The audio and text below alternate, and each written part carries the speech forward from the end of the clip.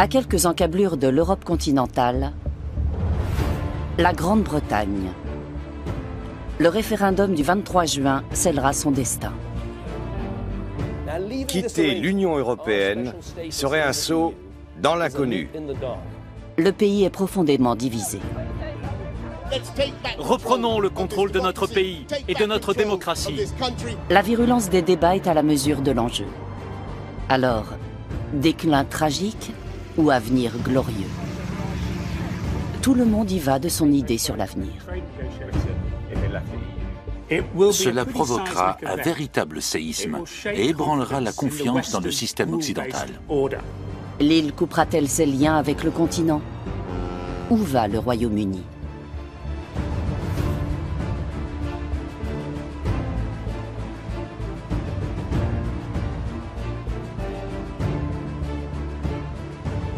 Lara et Sue ont commencé à s'en prendre aux exigences de Bruxelles le jour où elles ont compris que celle-ci pouvait réduire à néant ce que la Grande-Bretagne produit de mieux. Elles n'imaginent même pas pouvoir se passer du super aspirateur Yeti. C'est la propreté même du club conservateur de Romford et du pays tout entier qui, à leur sens, est menacée. Ils veulent changer tout le système de watts et de volts. Ce serait une catastrophe pour moi qui suis technicienne de surface, car je mettrais un temps fou à faire mon travail du coup. Et dans la maison Margaret Thatcher, le travail ne manque pas. Ce soir, on y donne une fête en l'honneur de Saint Georges, le saint patron de l'Angleterre. Depuis que l'Union européenne s'immisce dans tous les aspects de la vie, bien des insulaires craignent de voir leur identité et leur fière histoire partir en fumée.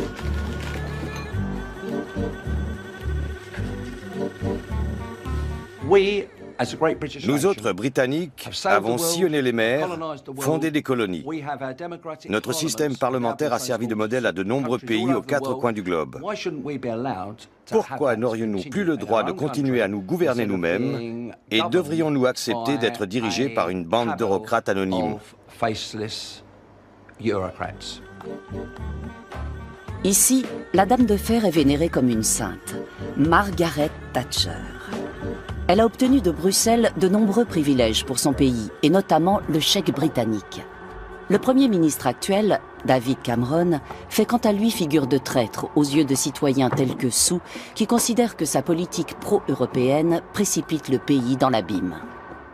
Cameron? Oh, on doit bien avoir une photo de lui, puisque c'est le chef de notre parti. Ah, le voilà.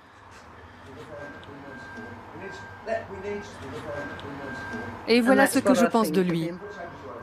Vous le cachez? Non, il n'est pas caché. Il n'est juste pas mis en avant. Et qu'est-ce que vous pensez de lui? Déjà qu'on manque de place ici, il ne nous a rendu aucun service. Il nous a vendus à l'Europe. Je ne saurais pas vous dire pourquoi. Ce soir, les sympathisants du Parti conservateur célèbrent leur héritage et trinquent à un avenir glorieux. Les discussions sur la sortie de l'Union sont teintées d'un sentiment anti-allemand. La moyenne d'âge des convives serait-elle en cause? Toujours est-il qu'Angela Merkel n'inspire que méfiance ici. Elle est trop dictatoriale. Si on n'y prend pas garde, l'Allemagne recommencera bientôt à imposer son diktat. Je ne veux pas de ça. La Seconde Guerre mondiale m'a suffi. On verse dans la nostalgie. On aimerait voir ressusciter la grande nation souveraine d'autrefois.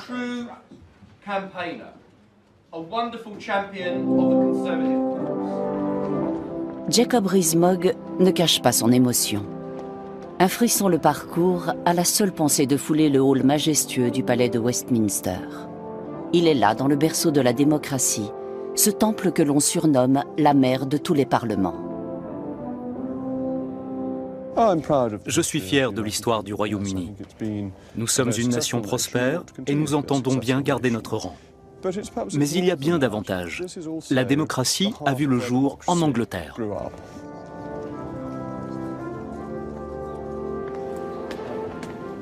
Impatient de tourner le dos à l'Europe, le député conservateur arpente le somptueux édifice en menant campagne pour le Brexit et s'oppose ouvertement au Premier ministre.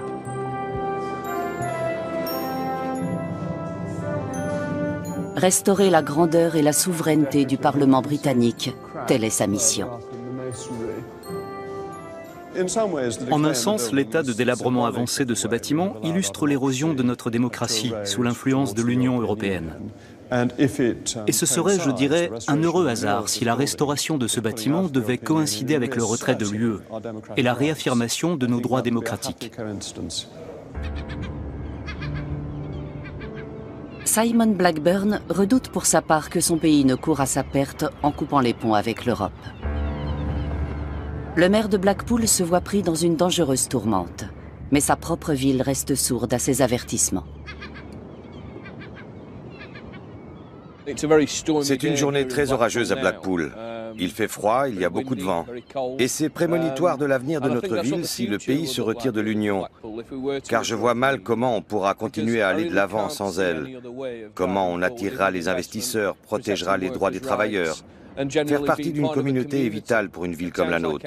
Elle ne peut pas survivre seule. La tour de Blackpool vient d'être rénovée avec des subventions de l'Union. La commune compte sur cet édifice pour attirer les touristes et se maintenir à flot. Bruxelles a également financé les infrastructures de protection contre les crues. Plus de 30 millions d'euros ont été versés à Blackpool ces dernières années. Sans tous ces financements, qu'adviendra-t-il de la ville? L'ancienne station balnéaire, autrefois destination de prédilection des travailleurs en villégiature, est en pleine régression. Les Britanniques préfèrent aujourd'hui s'envoler vers des pays à l'ensoleillement garanti grâce aux vols low cost. Le maire travailliste, Simon Blackburn, voit partout des signes de déclin. Sans l'ombre d'un doute, le plan d'austérité du gouvernement conservateur a anéanti les villes comme Blackpool. Nous sommes les plus gravement touchés par les coupes budgétaires. Avec un nombre élevé de personnes âgées, de travailleurs peu qualifiés, de jeunes chômeurs et autres défavorisés que la misère oblige à vivre dans les pires conditions, Blackpool compte parmi les villes les plus eurosceptiques du pays, à en croire les instituts de sondage.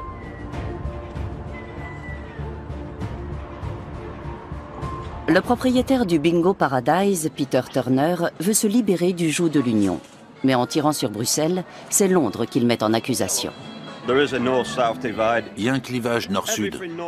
Toute la moitié nord du pays est laissée pour compte. Voilà ce que je pense, et ce que pensent beaucoup de gens. C'est à Londres qu'il faudrait s'en prendre, non? Oui, si vous voulez, mais Londres a choisi de faire partie de l'Europe. Au Bingo Paradise, on vient pour tromper l'ennui et dans l'espoir de gagner quelques pennies. Mais l'apaisement est de courte durée pour les clients du casino. Les coupables sont tous désignés, ce sont évidemment les étrangers. Je ne suis pas raciste, mais on ne peut pas accueillir des migrants à l'infini. On n'en a pas les moyens. Si on continue à laisser entrer tous ces gens, on met en danger notre avenir. On n'est qu'une petite île. La peur d'être envahi par les étrangers est l'une des causes majeures de la vague anti-européenne qui agite la Grande-Bretagne.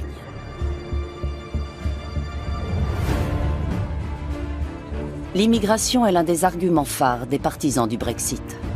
L'Angleterre porte les couleurs du Commonwealth et a toujours été une terre d'immigration. En 2015, ils ont été 330 000 à demander l'asile, dont presque la moitié en provenance de l'Union. C'est trop. Beaucoup de Britanniques rejettent la libre circulation et souhaitent des contrôles aux frontières. Vont-ils interdire l'accès de leur île aux Européens? Il n'y a pourtant aucun doute sur le fait que l'économie ne tournerait pas sans le travail des étrangers.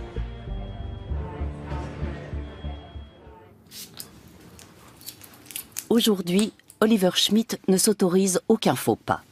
C'est une journée très particulière. Tout doit être parfait. J'ai bien dormi, mais je me suis levé tôt et j'ai retourné toute la maison pour m'assurer que j'avais tout ce qu'il me fallait. Sandra, elle aussi, est sur son 31. Elle est venue spécialement de Hambourg pour être aux côtés de son meilleur ami le jour de sa naturalisation. Je me sens un peu traître. Ah bon? Oui, comme si j'étais infidèle. Même si je ne fais pas ça par amour fou pour la reine, mais plutôt par intérêt, à vrai dire. Enfin, bien sûr que je me sens chez moi ici après 26 ans. Cela dit, je ne me ferais pas naturaliser s'il n'y avait pas ce référendum qui me fait craindre pour mon avenir. La double nationalité. Pour Oliver Schmidt, steward de profession, c'est une décision mûrement réfléchie. Il veut être assuré de pouvoir rester sur le territoire britannique. Avec son métier, il voyage dans le monde entier, mais sa patrie d'adoption, c'est Londres, et il souhaite y rester. Il n'est pas le seul dans ce cas. Depuis l'annonce du référendum, les demandes de naturalisation se sont multipliées. Nous n'avons pas l'autorisation de pénétrer dans les bureaux de Westminster avec nos caméras, mais Sandra se charge d'immortaliser le moment avec son smartphone. 40 étrangers de 25 pays différents se voient accorder aujourd'hui la nationalité britannique avec Oliver. Ouf, les voici hors de danger. Quoi qu'il arrive, ils pourront rester. Me voici officiellement anglais. Et c'est vrai que j'ai un plus grand sentiment d'appartenance maintenant. Je vais avoir le droit de voter au référendum, en espérant que ma voix comptera un tout petit peu.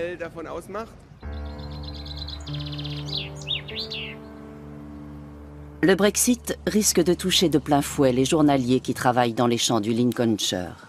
Des ouvriers agricoles venus de Pologne, de Lituanie, de Lettonie. Eux aussi ont immigré en Angleterre en quête d'une nouvelle patrie, d'un travail et d'un avenir meilleur. Ils affluent ici depuis l'élargissement à l'est de l'Europe en 2004. Contrairement à l'Allemagne, le Royaume-Uni a alors opté contre une réglementation transitoire. Cette main-d'œuvre bon marché était la bienvenue et reste encore très utile aujourd'hui. On ne pourrait pas se passer d'un certain nombre de Roumains et de Lituaniens. De nos jours, il n'y a pas suffisamment de citoyens britanniques prêts à faire leur travail. Et on ne peut pas le mécaniser.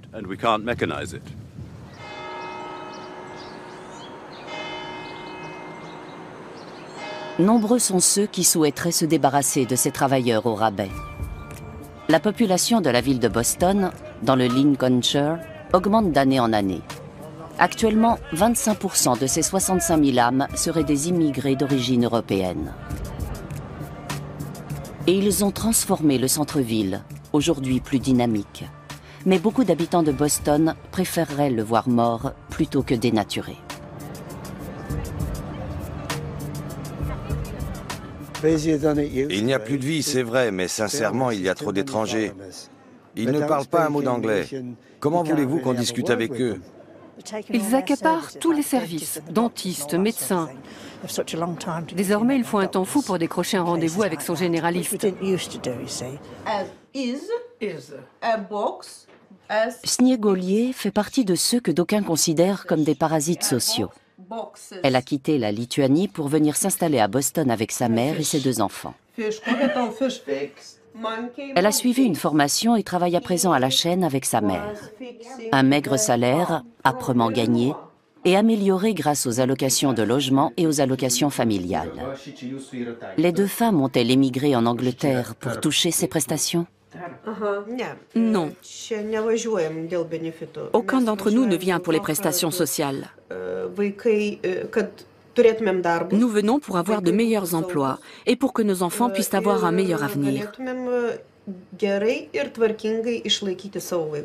Nous voulons être capables de pourvoir aux besoins de notre famille, car les salaires sont plus bas en Lituanie, alors que le coût de la vie est le même.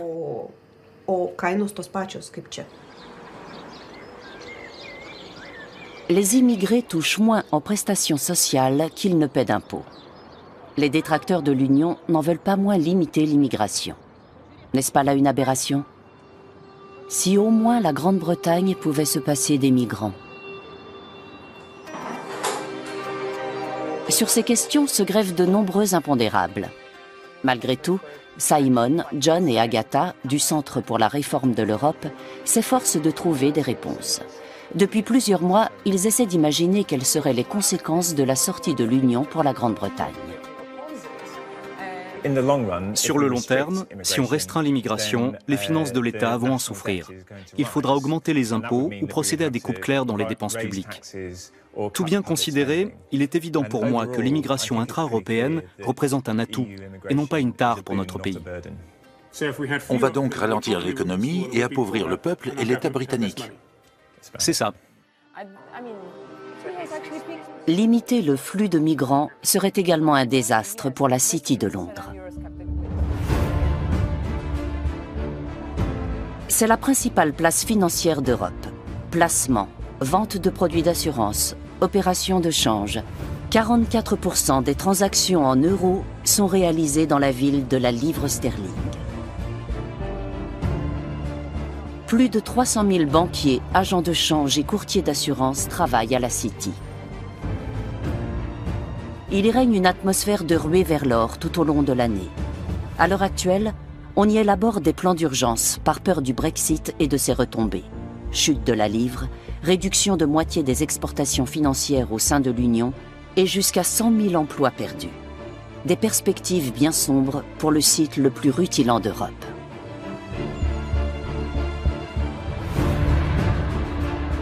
L'aéroport de Londres City, hotspot du monde de la finance.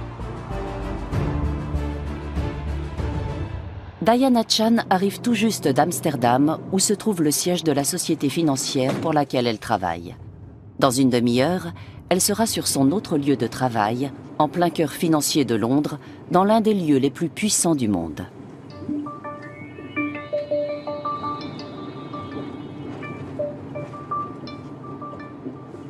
Elle est chinoise et a déjà travaillé dans tous les grands pôles financiers de la planète, Hong Kong, Singapour, New York. Mais il y a 12 ans, elle s'est installée à Londres. Londres est un endroit à part. C'est une ville qui fait le pont entre les fuseaux horaires asiatiques et américains. Les clients et les décideurs sont là. C'est là que ça se passe. Et c'est un lieu très stimulant, une pépinière de gens talentueux et très intelligents. C'est vraiment vivifiant. La Cité de Londres, un microcosme implanté au milieu d'une immense métropole.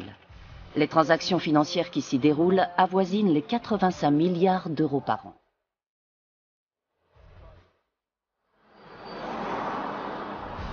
Ici, le capitalisme, avec une histoire vieille de plusieurs siècles, a affûté ses propres règles et ses propres armes.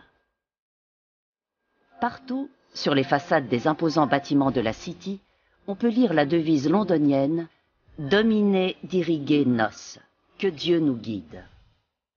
Mais la confiance s'effrite, y compris chez ceux qui vantent les mérites de la place financière et veulent continuer à prospérer. Le pire qui puisse nous arriver, si nous sortons de l'Union, ce serait de ne plus avoir accès au marché unique. Cela voudrait dire que les entreprises basées à Londres ne pourraient plus vendre leurs services directement au sein de l'Union européenne depuis l'Angleterre.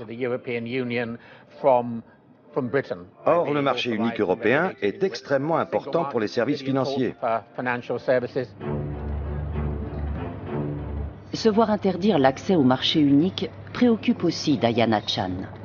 Elle dirige l'antenne londonienne d'une chambre de compensation.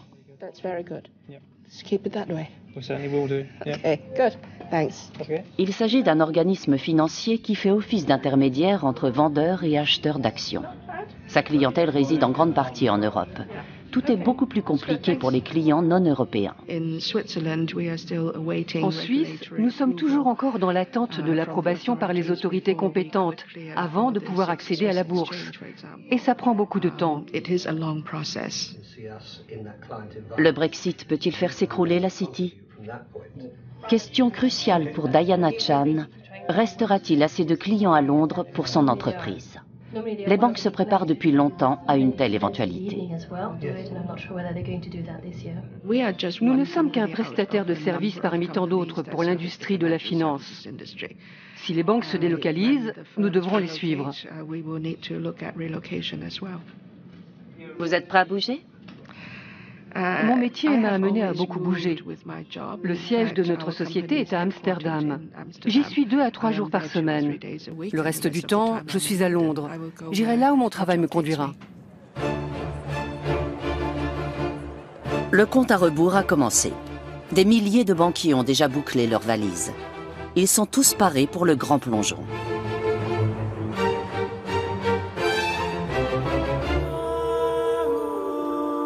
Le marché d'échange serait le premier touché, un marché colossal. Marc Boléat, grand patron de la City, craint le pire. Les autres places financières d'Europe sont déjà dans les starting blocks. Francfort, Paris, Luxembourg, Dublin, Amsterdam, Milan. Je crois que beaucoup de places financières européennes ambitionnent de grignoter des parts du gâteau de la City. Cette concurrence est une bonne chose, mais nous espérons bien sûr qu'ils ne parviendront pas à leur fin. De l'autre côté de la ville, dans le prestigieux quartier de Mayfair, l'ambiance est à la fête. Plus d'un banquier sable le champagne par anticipation. Et avec le champagne, c'est l'argent qui coule à flot dans la campagne pour le Brexit. Mayfair est le berceau des fonds spéculatifs. Leurs gestionnaires ont le goût du risque et investissent leur capital là où les taux de rendement leur semblent les plus avantageux. Pour eux, les réglementations de Bruxelles sont autant d'entraves. Elles sont émises par des technocrates qui n'ont aucune expérience de la finance. La plupart sont avocats et non économistes. C'est là tout le problème. Si vous regardiez le CV des gens qui administrent l'Union européenne, de tous ces régulateurs, vous constateriez qu'ils n'ont pas la formation nécessaire pour assumer ces responsabilités. Le Brexit aurait un deuxième effet positif pour Savas Savory. Il sèmerait la panique sur les marchés des devises. En ces temps incertains, les gérants de fonds spéculatifs sont plus que jamais possédés par la fièvre du jeu. Nous aimons le chaos. Parce que le chaos implique que la valeur réelle d'une chose est différente de son prix sur le marché. Si elle est plus élevée, alors on achète. Par contre, si elle est inférieure au prix du marché, alors on parie contre. Spéculer sur une conjoncture incertaine, sur de longues négociations, ou encore sur les turbulences du marché des devises, si toutes ces inconnues ravissent les milieux de la finance, elles sont une source de cauchemar pour beaucoup d'entreprises commerciales. Le Royaume-Uni est la 5e puissance économique mondiale. Sa contribution nette au budget de l'Union, 8 milliards d'euros. Il réalise 45% de ses exportations au sein du bloc européen. Une fois sorti de l'Union, Londres aurait 2 ans pour renégocier avec les 27 États membres et une 50aine d'autres pays. Une hypothèse totalement irréaliste selon les spécialistes. L'incertitude est l'ennemi de l'économie. Dans le pire des scénarios de Brexit, l'activité économique recule de 5%, voire plus. Les entrepreneurs étrangers se retirent. Près d'1 million d'emplois sont menacés. L'Union perd le grand moteur européen du libéralisme économique.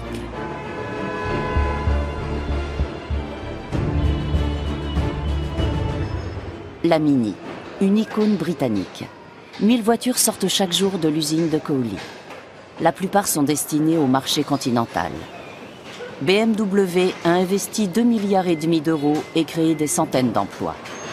Grâce aux constructeurs automobiles étrangers, l'industrie britannique en déclin donne encore quelques signes de bonne santé. Mais pour combien de temps ? Nous avons des usines dans le monde entier. Mais nous aimons les perspectives rassurantes. Nous ne faisons pas des investissements à court terme. Nos investissements ont une portée de plusieurs années, voire de plusieurs décennies. Nous voulons éviter toute incertitude et donc les situations potentiellement instables. Alors, le Brexit, une bombe à retardement ? Comme tant d'autres, le constructeur allemand apprécie la simplicité des rapports commerciaux au sein du marché unique et la circulation facilitée des marchandises. Il a fait savoir à ses employés et le message est passé, des postes sont en danger. Réunion de crise au local syndical. Le communiqué du siège n'a pas plu à tous les ouvriers de BMW Cowley. Mais ils sont nombreux à penser que l'Allemagne va trouver une solution. Après tout, les constructeurs automobiles allemands ont besoin du marché britannique. Il faut savoir lire entre les lignes. Pour moi, il est clair qu'ils sont en train de nous dire que si on sort de l'Europe, notre avenir est en péril. Le Brexit pourrait amener BMW à fermer la filiale de Cowley. Pas tout de suite, parce que ça prend du temps, mais un jour. Ce serait vraiment dommage, parce que la Mini, c'est Cowley. Comme dans le reste du pays, les avis sont partagés ici aussi. Sans Bruxelles, la situation ne peut que s'améliorer, pensent de nombreux pêcheurs de Hastings. De la grande flotte de pêche d'antan ne reste que 25 chalutiers. Les pêcheurs sont las de lutter contre vents et marées et surtout contre l'Europe. Tout ça pour ne rapporter que du menu fretin. Paul Joy peut remonter jusqu'à 1000 ans en arrière dans son arbre généalogique. Chez les Joy, on a toujours été pêcheurs de père en fils. Or, la situation n'a jamais été aussi catastrophique. 20 kilos de cabillaud, 3 tonnes de carlet, 1 tonne de sole. Tels sont les quotas fixés par Bruxelles en mai dernier. Seuls les Français auraient droit à une dérogation spéciale. Ça change tous les mois, mais le maximum à empocher en respectant les quotas et en tenant compte des 2% issus de la pêche des autres poissons, c'est 144 livres par semaine. Ce n'est pas viable, et c'est pourtant ce qu'ils nous imposent.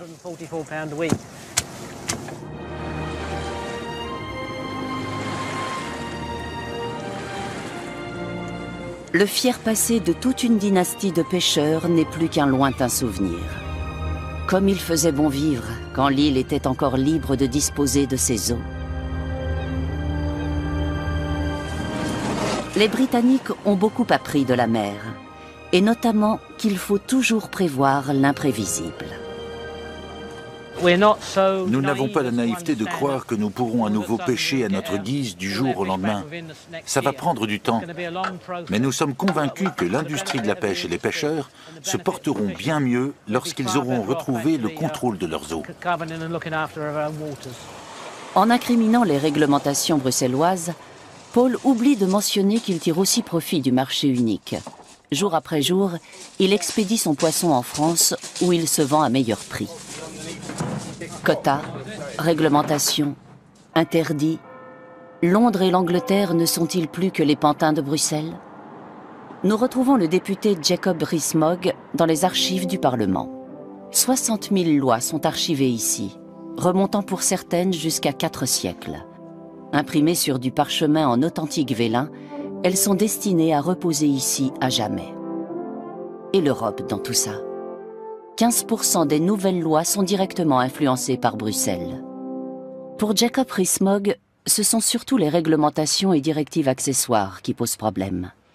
C'est avec cette loi et l'entrée dans l'Union européenne qu'aurait commencé le long déclin de la Grande-Bretagne. L'adhésion au marché commun avec toutes les réglementations qui ont suivi a gravement nui à l'efficacité de notre économie. Et maintenant, ils veulent changer nos ampoules, nos aspirateurs, nos bouilloires. On ne va bientôt plus pouvoir se faire du thé. Le marché unique n'est pas un marché libre. C'est un marché ultra réglementé. Si Jacob obtient gain de cause, un nouveau parchemin reposera bientôt sur ses étagères, celui du Brexit. Mais qu'adviendra-t-il quand le pays se sera retiré du marché unique? La transition durera des années, années de stress et d'inquiétude. L'espoir est-il malgré tout permis?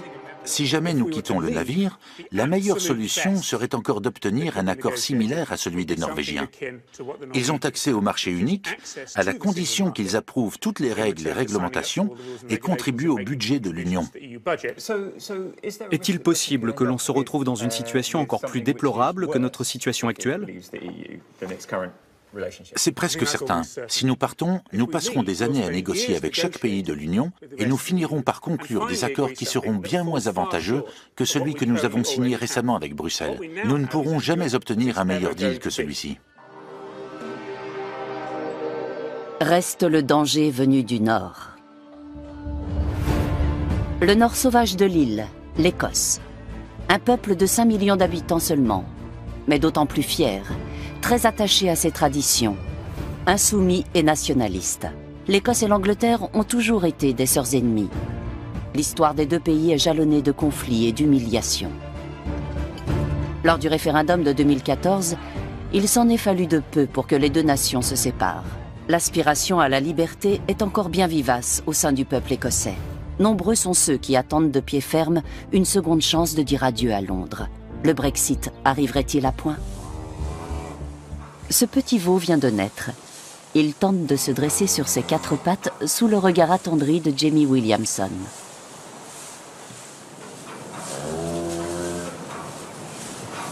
C'est un veau des Highlands.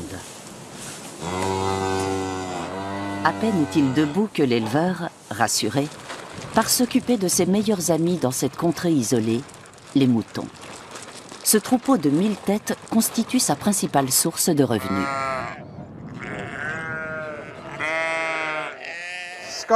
Les éleveurs écossais aiment leurs moutons.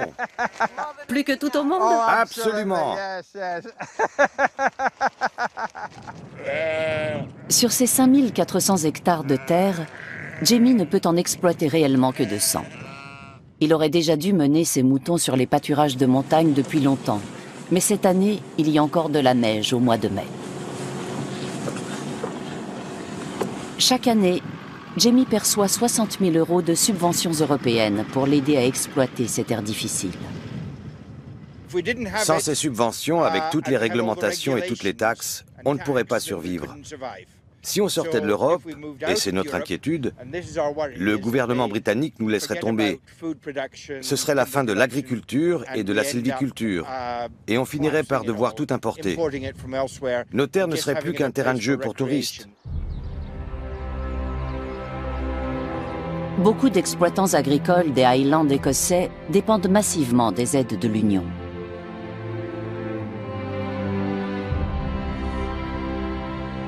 Maintes communes isolées ne sont accessibles que grâce aux fonds de la communauté. C'est pourquoi les Écossais sont très attachés à leurs voisins européens. Là-haut, dans la montagne, Londres semble très loin. Le regard est plutôt tourné vers le continent. Ici, on considère encore l'Europe comme une alliée. La majorité des Écossais est favorable au maintien du Royaume-Uni dans l'Union. Les jeunes en particulier. Pour les mobiliser, cet atelier de Glasgow a mis au point un nouveau logo pro-européen. En fait, l'Europe a un problème d'image. Elle donne l'impression d'être ennuyeuse. Mais pour les gens de ma génération et les plus jeunes, il n'y a rien de plus cool que de pouvoir acheter un billet d'avion low cost pour aller faire la fête à Berlin ou passer le week-end à Copenhague. La génération d'Emeline vit à l'heure européenne. Seulement, pour beaucoup, les avantages que représente l'Union vont de soi. Ils sont donc absents des débats européens et n'iront pas tous voter. Selon les sondages, seule la moitié des jeunes Écossais comptent se rendre aux urnes le 23 juin. Les artistes de Glasgow, eux, ont choisi leur camp et s'engagent politiquement. Ce tableau illustre la crise des réfugiés. Rosie a commencé à s'intéresser à la politique il y a 2 ans, à l'occasion du référendum. Et elle continue à rêver d'indépendance.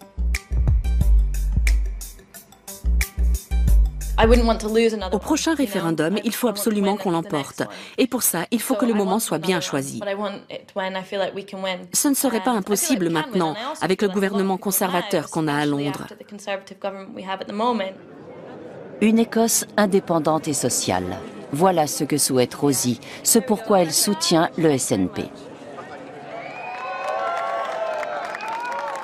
Le Parti national écossais est en position de force au Parlement régional et plus populaire que jamais grâce à sa figure de proue, Nicola Sturgeon.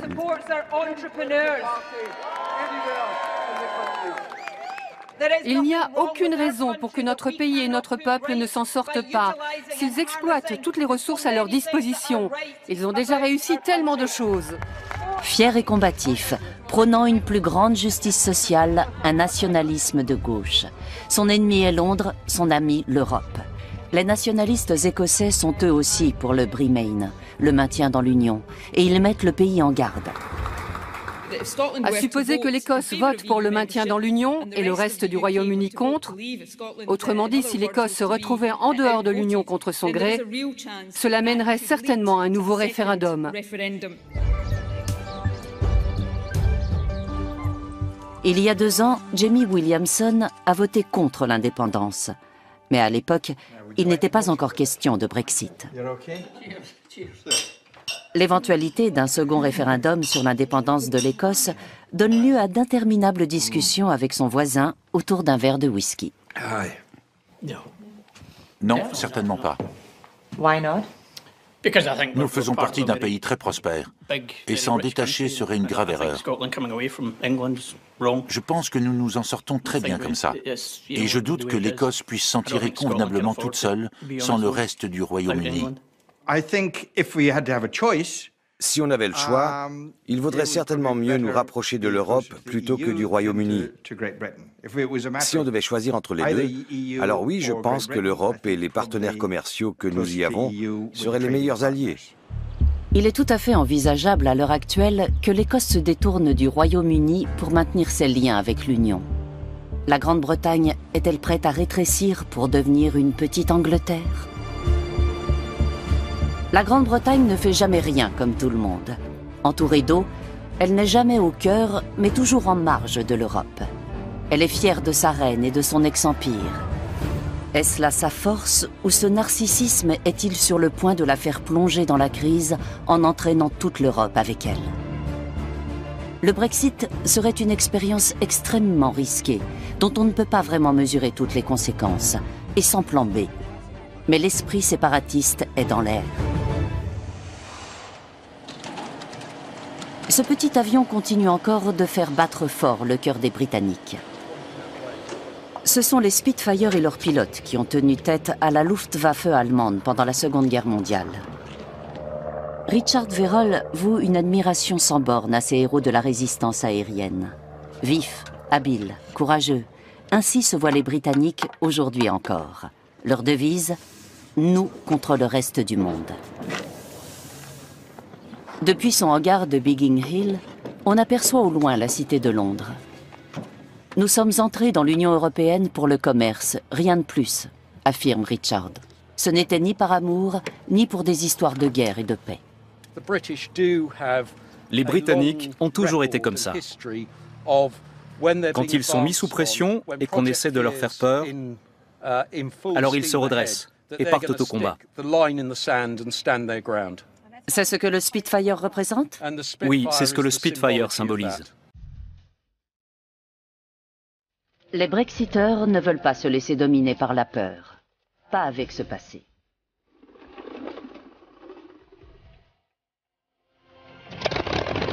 Or, c'est précisément la carte que joue le Premier ministre David Cameron. La carte de la peur. Leader de la campagne pro-européenne, c'est lui qui a entraîné le pays et l'Europe dans cette histoire de référendum. Il voulait pacifier son parti, très divisé sur la question européenne. Le port de Felixstowe est le point de départ de dizaines de milliers de containers à destination du marché unique. David Cameron y fait passer son message. Perte d'emploi, déclin, récession. Sortir de l'Union serait fatal pour le porte-monnaie des Anglais. Le choix, si vous voulez, se joue entre une Grande-Bretagne encore plus grande, plus prospère, et le saut dans l'inconnu que représenterait une sortie de l'Union européenne. Jacob Rees-Mogg s'oppose ouvertement au Premier ministre sur la question. Tous les samedis, il fait le tour des villages du Somerset pour promouvoir le Brexit, secondé par Peter, son fils de 8 ans. La plus grande menace, c'est l'absence de frontières en Europe et la possibilité pour n'importe qui de venir en Angleterre depuis le continent sans avoir passé aucun contrôle. Il y a trop de règles. Oui. Et on est les seuls à les appliquer. Dans la petite ville de Kensham, Jacob Rees-Mogg tombe sur des partisans du maintien. Une petite bagarre de bannières s'engage. Brexit ou Remain? Le député conservateur ne tarde pas à retrouver son sérieux. Il a les idées bien tranchées. Le Royaume-Uni doit sortir du marché unique européen et commercer avec le monde comme il l'entend. Vous, ce que vous voulez, c'est que des dirigeants étrangers nous dictent ce que nous devons faire. Moi, je veux que les Britanniques soient maîtres de leurs actes. Je veux l'indépendance de la Grande-Bretagne. Dans les rangs des pro-européens, règne la peur de devenir une nation isolée et insignifiante. Ils ne disent pas ce que signifie vraiment le Brexit. Nous savons ce que c'est d'être dans l'Union, mais pas d'en sortir. Ce n'est pas évident d'organiser une campagne pour le maintien, parce qu'il s'agit de défendre un statu quo. Mais s'ils veulent vraiment qu'on vote pour la sortie de l'Union, il faut qu'ils expliquent ce que ça implique vraiment, plutôt que de faire des grands discours stériles sur l'indépendance. La Grande-Bretagne voue un culte aux cérémonies. Un ancien empire colonial encore en quête de sa place dans le monde et qui voudrait conserver ses vieux amis tout en se faisant des nouveaux alliés. La reine et le Premier ministre ont déroulé le tapis rouge des grandes occasions pour le président chinois. Mais si la Chine s'intéresse au Royaume-Uni, c'est uniquement parce qu'il peut lui ouvrir une porte vers l'Europe. Qu'en est-il de la grande amitié entre le Royaume-Uni et les États-Unis ? Elle aussi appartient peut-être au passé. Barack Obama vole à la rescousse du camp anti-Brexit. Les pro-Exit avalent la pilule sans broncher. Voilà longtemps que le pays ne fait plus le poids face au Big Brother américain.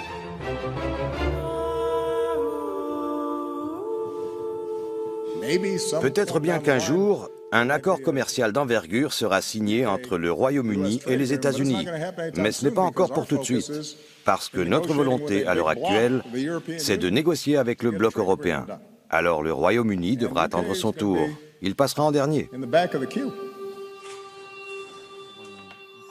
L'équilibre interne de l'Union européenne sera forcément affecté par la sortie de l'Angleterre, qui privera l'Europe d'un acteur important pour les mécanismes de marché. Simon, Agatha et John en sont persuadés. Si la Grande-Bretagne quitte l'Union, cela provoquera un véritable séisme et ébranlera la confiance dans le système occidental. Cela représente un danger pour le processus d'intégration européenne. Le Brexit pourrait encourager d'autres États membres de l'Union européenne à suivre le même chemin.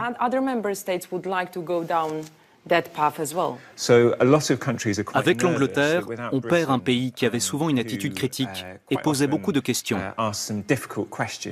Et un certain nombre de pays craignent que cela renforce encore la domination allemande. Ces arguments laissent Richard de marbre. Pour lui, tous les discours anxiogènes ne font que renforcer la volonté des Britanniques. Les Spitfire, malgré un pilotage pas toujours aisé, étaient nettement supérieurs aux chasseurs allemands, et les Anglais d'aujourd'hui puisent dans ce glorieux passé pour trouver la confiance en une Grande-Bretagne détachée de l'Union. Ces hommes très courageux ont tout sacrifié pour sauver leur pays. Et on doit protéger ce pourquoi ils se sont battus. Voter pour le Brexit, ce n'est pas voter pour quitter l'Union. C'est voter pour reprendre le contrôle de nos frontières et retrouver notre souveraineté. Le 23 juin, pour lui, devra être le jour de l'indépendance. D'autres redoutent ce jour où tout sera soudain bouleversé et où la Grande-Bretagne sera plus insulaire que jamais. Un cauchemar pour de nombreux Européens du continent, si proches et si lointains à la fois.